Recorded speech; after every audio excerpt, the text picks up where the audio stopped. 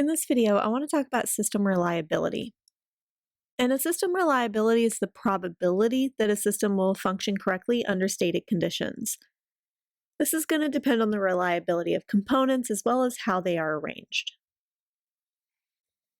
Let's suppose a type of communication system works if at least half of its components work. Let's suppose it's possible to add a sixth component to such a system having 5 components. Let's show that the resulting 6-component system has improved reliability. Let's let E5 be the event that at least 3 of the original 5 work, and E6 be the event that at least 3 of the 6 work. We'll then let B be that 2 of the original 5 components work and a new one works. So that tells me that E6, it could be equal to E5, it could be at least 3 of the original 5 work, or it could be B. It could be that 2 of the 5 work and the new one works. Well, this then tells me that E5 is actually a subset of E6, which means the probability of E5 is less than or equal to the probability of E6. So yes, this is improved reliability. The reliability of a system depends on how the components are arranged. The first way to arrange components is in a series, like this here. A system in a series works if all of its components work. As an example, the 4 wheels of a car. If one wheel doesn't work, then the car will not run. We need all of the components to work. The second way to arrange a system is in parallel, like this picture here. A parallel system works if at least one component works. As an example, if we think of the printers on a college campus. If one doesn't work, we can just move on to a different printer and it will work. Taking one down does not mean the whole system will go down. The 3 components of a series system shown below fail with probabilities P1 equal to 0.1, P2 equal to 0.15, and P3 equal to 0.3 respectively, independently of each other. So what's the probability that the system will fail? Well, for the system to fail, we need the probability of the first or the second or the third, since we only need one of these to fail since it is in series. So what we need is the probability of the first one failing, or the second one failing, or the third one failing, and this can be extremely complicated to calculate. However, it might be easier to think about what's the chance of a success. Well, in order for success to work, we need the first one to work. So we'll say a success on the first, and a success on the second, and a success on the third. Since these are independent, the first one fails with a probability of 0.1, which means it succeeds with a probability of 0.9.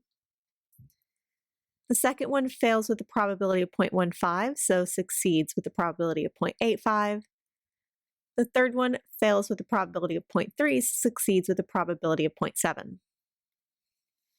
This means it succeeds with a probability of 0.5355.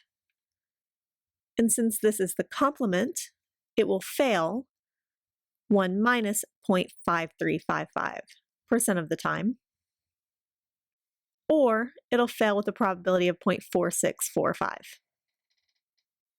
Next, the 3 components of the parallel system below function with probabilities of 0.9, 0.85, and 0.8 respectively, independently of each other. So what's the probability the system functions?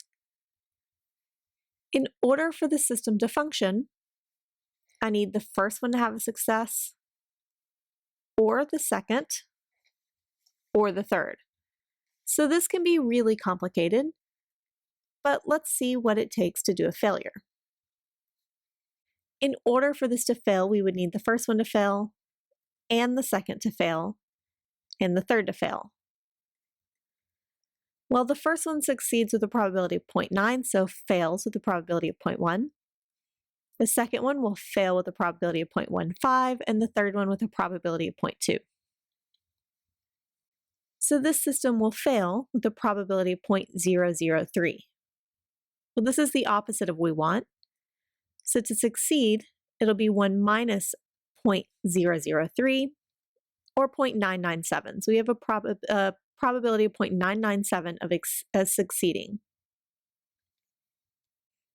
Series systems have no redundancy built in, whereas parallel systems have maximum redundancy. So next I want to consider the idea of k out of n systems. These systems work if at least k components out of its total n components function. So let's find the reliability of a 2 out of 3 system whose 3 components function with probabilities p1 equal to 0.9, p2 equal to 0.85, and p3 equal to 0.8 respectively, independently of each other. So this one we have to kind of think through. In order for this to succeed, we could have the first and second succeed. We could have the first and third succeed. We could have the second and third succeed. Or we could have all 3 succeeding. The first one to succeed is 0.9. The second is 0.85, and in this case, we would need the third to fail, which fails at a rate of 0.2. For the second case, we need the first to succeed, the second to fail, the third to succeed. My third case, the first will fail, second will succeed, and the third will succeed. And then finally, they'll all succeed. So these are all the different things that could happen to make this system succeed. And if we work this out, we get a probability of 0.941.